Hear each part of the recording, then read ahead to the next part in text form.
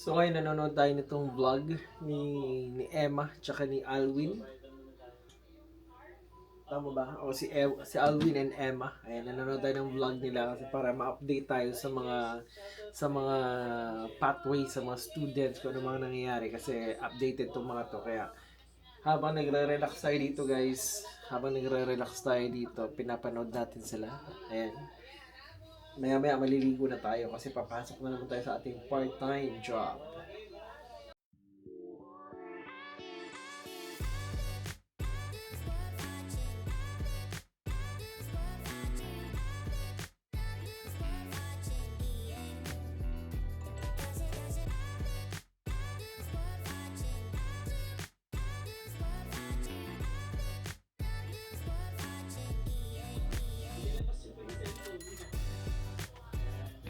Malupit to, hindi ko kaya ganyan. Yung mag-video sa Walmart ng harapan. Di pa, wala pa ako sa point na ganyan. Pero malupit to si Alma at si Alwin, panoorin nyo guys.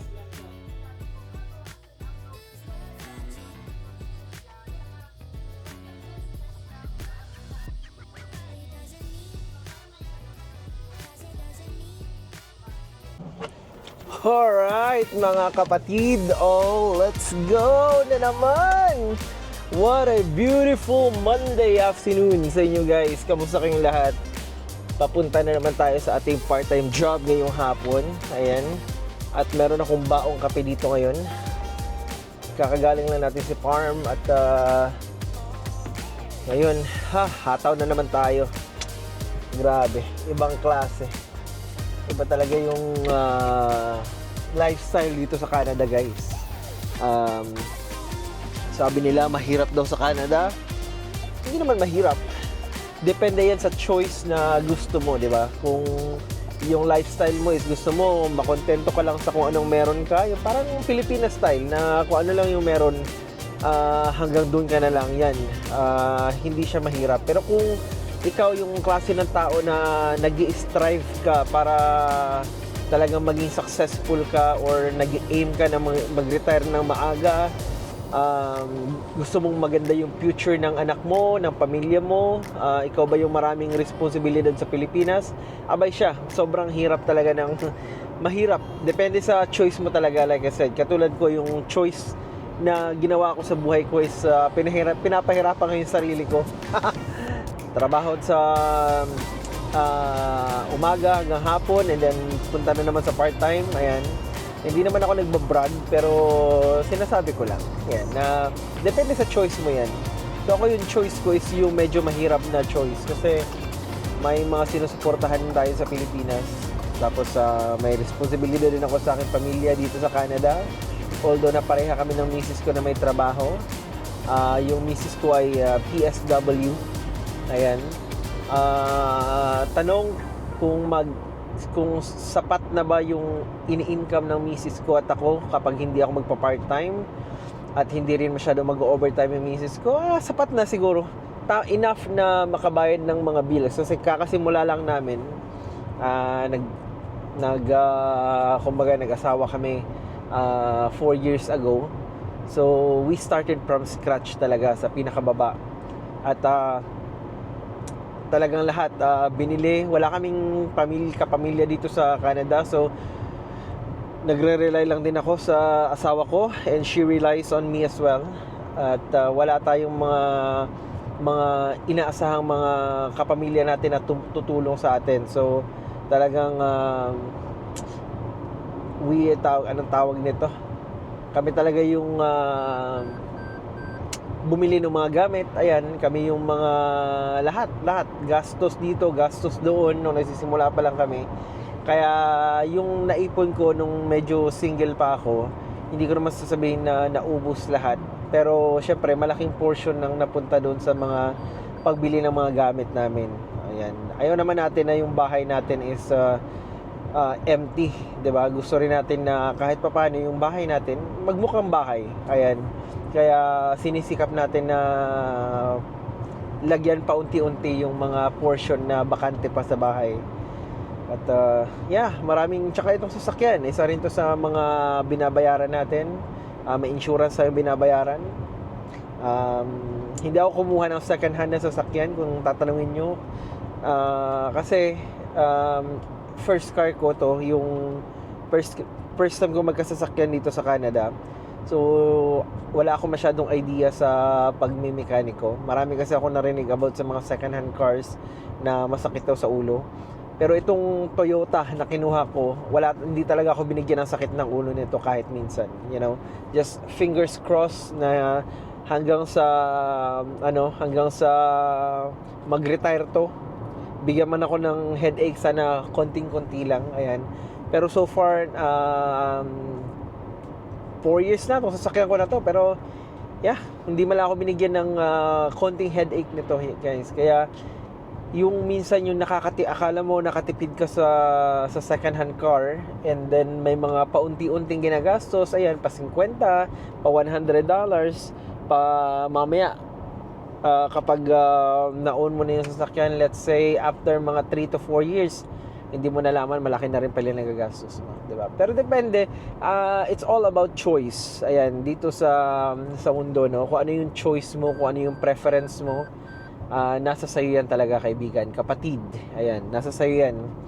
So kung ano man yung choice mo, laging may consequence yun, laging may pros and cons yung mga actions natin dito sa mundong ibabaw. So ako naman ini-enjoy ko lang yung buhay dito sa mundong ibabaw.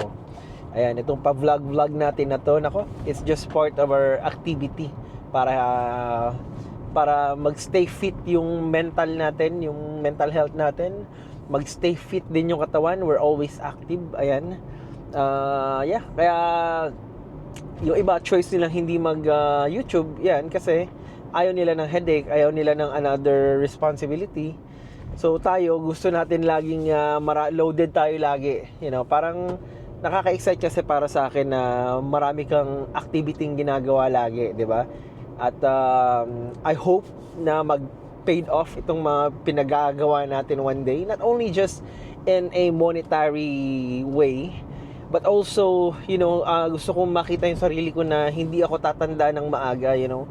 I wanna see myself probably when I reach to 40, 45 years old, na parang looking young pa rin. Kasi, you know, we stay a little bit active, although wala tayong masyadong mga exercise na ginagawa, but we try to be proactive in a different way. Katulad yan sa work, di ba? Katulad yan sa mga daily activities natin.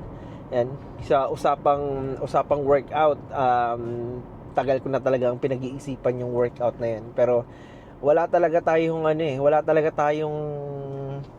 time to waste na pwedeng spare dito sa Canada, guys. Every little move dito dapat kumikita ka, kasi otherwise talagang mababaon ka dito sa bayarin. Ayan, hindi ka naman mababaon siguro sa utang, pero wala ka talagang savings, puro ka na lang labas ng labas. Ayan, and then at the end of the week or at the end of the month, nakikita mo na nade-depress ka kasi kukonti yung sahod mo. Pero kung may paunti-unting pumapasok yan, may ano ka, may pang-sustain ka, may second job ka, parang nasusustain niya yung yung alam mo, yung satisfaction na parang parang at ease ka ba, kumbaga, kahit paano, kahit pa $100, kahit pa $50, meron akong mahuhugot just in time na kinakailangan talaga. Kasi marami tayong mga naririnig ng mga negative comments about sa mga tao na nagva-vlog. Sinasabihan ng mga tao na nagko-comment na wala na daw buhay dito sa Canada, which is true. Minsan masasabi mong wala na ring buhay, pero ano nga ba talaga ang kahulugan ng buhay natin dito sa mundong ibabaw, 'di ba? On a regular basis, on a daily basis, ano ba talaga yung para mo masabi na may buhay ka talaga? Lagi ka bang nasa travel? Lagi ka bang kumakain sa restaurant? Lagi ka bang tawag nito, gumigimik? Lagi ka ba nagiinom, nagbabaraha? Ano ba ang gauge niyan para masabi mo sa sarili mo na talagang I do have a life dito sa mundong ibabaw in a regular basis, 'di ba? Para sa akin kasi you know, ang masasabi ko na may buhay at hindi lang is yung nasusustain ko yung mga kailangan kong i-sustain. Kasi kapag marami kang time to spare, katulad niyan, you spend time with your barkada or your family, but then behind your back nagwo-worry ka about sa mga bills na kailangan mong bayaran, 'di ba? Alam mo na hindi ka secured kapag nag-retire ka kasi wala kang savings. Kapag may kapamilya ka na nangailangan ng tulong, like legit, sobrang legit na emergency, hindi ka makatulong kasi wala ka, 'di ba? Parang naramdaman ko kasi yan, guys, nung bata pa lang ako na put aside ako. Kasi kami ni Ermat dati walang-wala din talaga eh. Every time na merong ambagan, family reunion, may nag-birthday, may namatay, may ganito, etc., etc., lagi kaming wala. Ayan, and then it comes to the point na parang naitsapwera ka ba naitsapwera ka ng pamilya kasi nga hindi ka nabilong doon sa mga essentials. Ayan, hindi tayo nabilong doon sa mga essentials. Kaya mahirap talaga na dito sa Canada, sa mundong ibabaw. Mahirap talaga na wala kang contribution, kumbaga. Wala kang contribution dito sa sa society na to. So para sa akin, medyo nag-stutter ako doon, guys, kasi yung babae na nakatingin sa akin. Ay nako. But anyway, maganda pa rin kung secured ka dito sa mundong ibabaw, para sa akin, hindi naman tayo habang buhay na ganito yung sitwasyon natin, 'di ba? So let's just do our best in every day, in a way na alam natin na balang araw magpe-paid off din 'tong mga pinagagawa natin, 'di ba? Alam ko for sure, for a fact, na talaga magpe-paid off yung ginagawa ko kasi me and my wife, we do have a plan of what we're gonna do for the next 15 years from now, and tiwala ako sa desisyon namin mag-asawa. Nagsimula kami from nothing and we still have nothing up to now, but I do pray and we're working for it. Hindi lang ako umaasa sa tsamba, pero talagang pinagdarasal ko talaga, guys, na matupad yung mga pinapangarap namin ng misis ko, para din sa pamilya namin, 'di ba? Alright, putulin ko muna tong vlog ko kasi andito ako sa isa sa mga ng office. So ewan ko kung pwede bang mag-video dito. So I don't think nakita, pero iano ko na lang muna. Ikakat yung video muna dito. I'll see you guys soon. Babalik agad ako.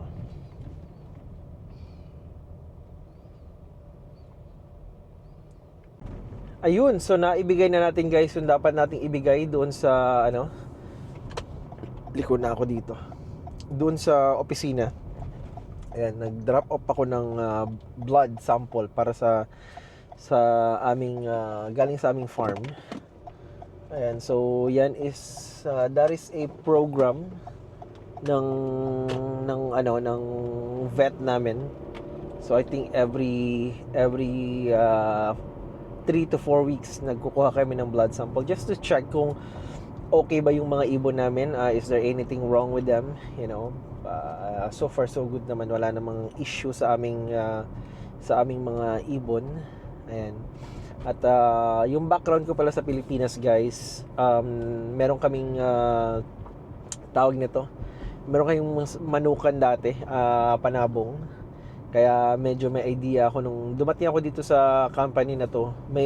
Medyo may idea ako, guys, kung paano mag-breed. Ayan, kaya yung mga experience natin sa Pilipinas, wag nating baliwalain yan, guys, yung mga experience natin na yan. Kasi yan yung experience na tawag nito, magbibigay sa atin ng advantage dito sa abroad. Kasi dati tinuturuan talaga ako welding. Sus nako. Nung mga time na yun, bata pa kasi ako, wala akong interest sa pag-welding. Nalaman ko lang na napaka-importante pala ng welding nung nagkaedad na ako, nung mag-a-abroad na ako. Laking sisi ko, guys. Inuna ko yung basketball na wala naman akong future sa basketball. Magaling nga tayo mag-dribble, wala naman tayong shooting. Tapos yung height natin bagsak din. Wala rin, di ba? Hindi tayo naging PBA player. At kahit na sa kung magiging PBA player man lang ako ngayong mga panahon na to, wag na lang. Napaka-scripted ng PBA. At saka may bumuking pa nung mga pasahod sa PBA, 'di ba? Hindi maganda. So sana kinarer ko na lang yung pag-aano ko, guys, yung yung mga natutunan ko sa Pilipinas, katulad yan, welding, o 'di ba? Underground welding, MIG welding, TIG welding. TIG welder, para nagtunog ilong ko tuloy yung TIG welding. Yan, so marami dapat tinuturo sa akin dati. Katulad yan, yung merong talyer doon sa kanto namin, sa pinagbabasketballan din, malapit doon sa may weldingan. Marunong silang mangulikot doon ng mga motor, ng mga sasakyan. Hindi man ako nagka-interest na magbuting-ting doon, na willing naman silang turuan ako. So ngayon wala. Ang nangyari tuloy lack of skills tayo. Buti na nga lang meron tayong konting baon na tungkol sa about sa mga manok panabong, sa breeding. Ayan. So nagamit natin yung ating breeding skills dito sa pipick upin ko tong kasamahan ko. You wanna ride? Hey, what's going on, man? Not much. You wanna ride? Oh, yeah, sure. Thank you. Yeah. I'm heading that way anyways. Come on. Come on in. How you doing today? Good. How are you? Not too bad. All right. I'm doing some video. Is that okay? Yeah, that's cool. Yeah, okay. For my YouTube account, you know. Yeah. How was your weekend?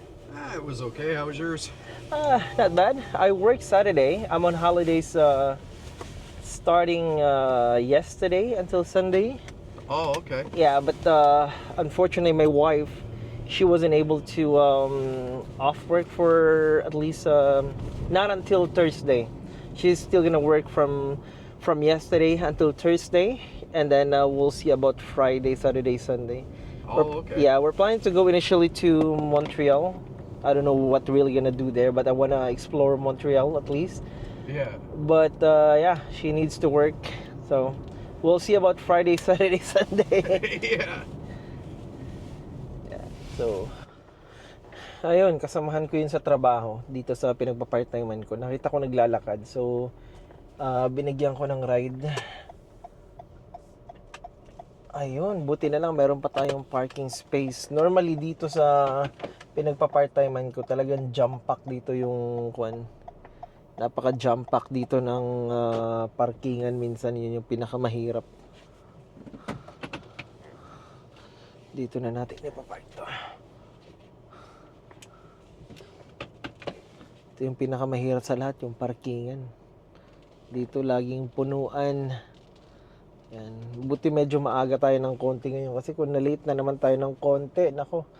Like last time, wala akong ma-part-timean. Wala akong mapag-parkingan. Ano bang pinagsasabi ko? Doon ako nag-park sa may visitor side, dyan sa may office nila. No choice, kaya doon na lang ako nag-park. So hintay-hintay lang tayo. Meron pa naman tayong time. Yung aking shift mag-start ng 3:30. So may konti pa tayong oras. Pwede pa tayong mag chika-chika, para naman meron akong pang-upload mamaya sa aking account, sa ating YouTube channel. Ayan. At ano nga ba yung topic ko kanina? Ipe-playback ko nga. Nakalimutan ko yung topic ko. Ipe-playback ko, and then i-continue natin yung topic natin na yun. So ayun, nakita ko na kung ano yung pinupundo ko kanina. Yun, it's all about choice, 'di ba? Totoo nga naman talaga. Kung ano yung choice mo dito sa world. Tumatawag yung asawa ko. Ay nako. Sagutin ko muna, guys, saglit lang. Ayun na nga, yung ating topic na hindi matuloy-tuloy, maraming interruption, no? Pero yun na yung masasabi ko, guys. It's all about choice. Kasi ako nung nag-apply ako dati mag-abroad, wala akong choice at the time kundi Taiwan lang kasi yun yung pinakaunang dumating sa akin. So, ginrab yung opportunity na yun. And then, nung nakuha na ako sa Taiwan, nag-save ng pera. Although, hindi ganun kalaki yung na-save ko at the time. At nung nagkaroon na ng opportunity, again, by choice para mag-apply sa Canada. So, nag-apply tayo dito sa Canada.